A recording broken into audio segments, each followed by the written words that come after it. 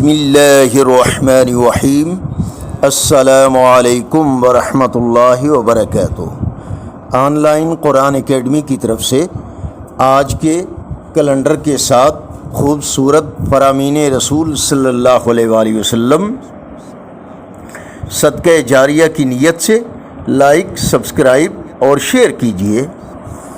رسول اللہ صلی اللہ علیہ وآلہ وسلم نے ارشاد فرمایا،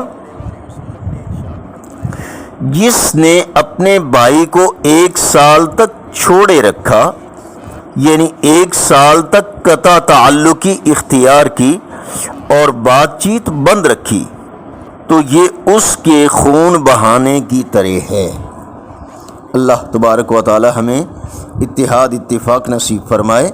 آج جمعۃ المبارک کا دن ہے اور رسول اللہ صلی اللہ علیہ وآلہ وسلم نے ارشاد فرمایا، جب تم میں سے کوئی جمعہ کی نماز کے لیے آئے تو اسے چاہیے کہ غسل کر لے۔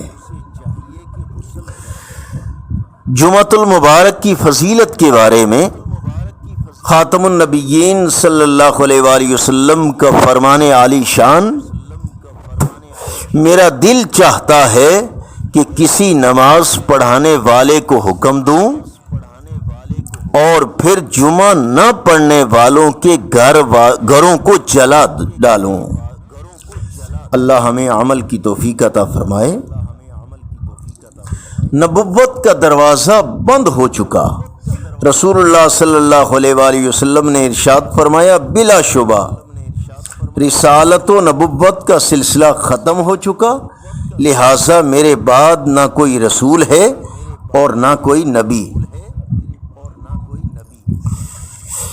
رب العالمین قرآن مجید برہان رشید میں ارشاد فرماتے ہیں، ربنا الذی اعطی کل شیء خلقہ ثم ہدی۔